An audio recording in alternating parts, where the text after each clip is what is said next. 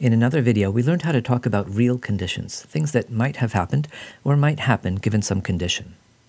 Thinking about a guest from Kazakhstan, we said, «Если он говорит по-русски, все будет хорошо».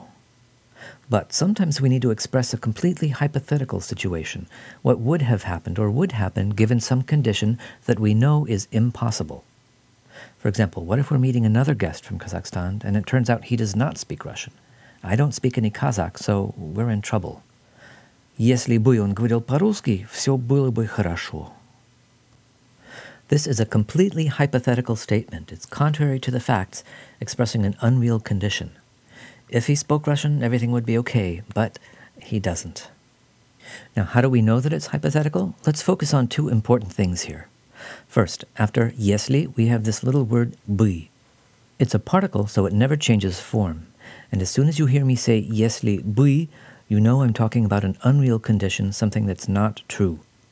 And note that we have another бы in that second clause. You'll almost always see бы used twice, once in each clause. Word order in Russian is usually pretty flexible, but this is an exception. Бы follows если, and the second бы in that second clause is never the first word in its clause. Often it comes either right before or right after the verb. And the second important point. The verbs in each clause look like they're in the past tense, and this is true no matter what time you're actually talking about. Let's look at some examples. Если бы она позвонила вчера, я бы знал об этом. Если бы мне звонили каждый вечер, все было бы хорошо. Если бы ты поехала следующим летом, я бы поехал с тобой. Even though we're talking about the past, present, and future in these examples, the verbs all have this typical L ending that looks just like the past tense. So this sentence, «Если бы у меня были деньги, я бы поехал в Россию», could actually be understood in different ways. If I had had enough money sometime in the past, I would have gone to Russia. Or, if I had enough money now or in the future, I would go to Russia. That may seem a little strange, but it's just because of how the language developed over time. The past tense endings shouldn't really be understood literally here.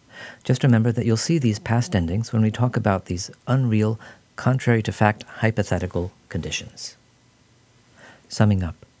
For hypothetical, contrary-to-fact statements, use если бы. In the other clause, we'll use бы again, often right before or after the verb, but never as the first word in the clause. And be sure to use past tense verb forms for these hypothetical statements, no matter what time you're actually talking about.